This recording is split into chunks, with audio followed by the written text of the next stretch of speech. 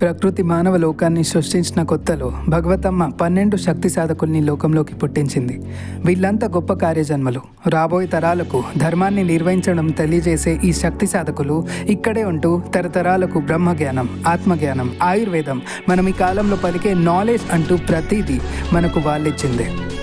సూర్యుడి తేజస్సులో అత్యంత వెలుగుతో మృత్యులోకంలో ఉన్న చీకటిని తొలగిస్తూ మానవులు చేసిన పాపాలు, ఘోరాలు, వాళ్ళు సంపాదించుకున్న చెడు కర్మలు అన్నిటినీ తొలగించి వాళ్ళను ధర్మం వైపుకు, మోక్షం వైపుకు నడిపించిన ఈ సాధకులదే ఈ కథ. కానీ అన్ని కథల్లో లాగా విధి ఆడే ఆటల్లో భాగంగా కాలం వాళ్ళను మోహంలో పడేసింది, మాయలో పడేసింది. ఆ 12 సాధకుల్లో 3కి మోక్షం దొరికింది. కానీ ఆ 9 మంది ప్రేమకి, మోహంకి, జ్ఞానంకి, అహంకారంకి, కోపంకి, స్వార్థంకి మోహితపడ్డారు. ఇతరుల్లో తొలగించిన ఆ చీకటి ఇప్పుడు వాళ్ళలో చోటు చేసుకుంది.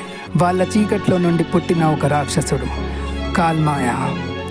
వీళ్ళ చీకటితోనే పుట్టి ఈ 9 మంది సాధకుల్ని తమ మోక్షానికి అడ్డుపడ్డాడు. ఈ 9 మందికి మోక్షం దక్కేస్తే కాల్మాయకి శక్తి ఉండదు. వాళ్ళు మృత్యులోకంలో ఉన్నంత కాలం ఆ దుష్ట శక్తి వీళ్ళ శక్తితో కాలాన్ని అధీనం చేసుకొని మానవులందరినీ స్వార్థానికి, మోహానికి, పాపాలు చేయడానికి అధీనం వీళ్ళందరినీ రీబర్త్ సైకిల్లో పడేస్తుంది. ఏం చేయలేక ఈ 9 సాధకులు జన్మలు తరబడి మన మధ్య ఉన్నారు. ఒక జన్మలో రాజులుగా, ఇంకో జన్మలో గొప్ప రచయితలుగా ఈ 9 మంది పుడుతూ వచ్చారు. Until 1 life time. ఈ 9 మంది ఒక కుటుంబంగా పుట్టిన జన్మ వాళ్ళ ఆఖరి జన్మని. మోక్షం కోసం ఎదురు చూస్తున్న ఈ ఆత్మలు అప్పుడు పరబ్రహ్మలో కలిసి మోక్షం గ్రహిస్తారని ఋషి అగస్త్యుడు మాటిచ్చాడు. సమాధిలో వెళ్తున్న ఆ మహర్షి ఏదో రోజు వీళ్ళందరి కోసం మళ్ళీ పుడతాడని మాటిచ్చాడు. అగస్త్యుడి రాక కోసం ఎదురు చూస్తున్న ఈ 9 మందిదే ఈ కథ. ఇప్పుడు ఈ 9 మంది ఎక్కడైనా ఉండొచ్చు, చెప్పలేం. వాళ్ళలో కాలంతో పాటు మారే గుణం ఉంది.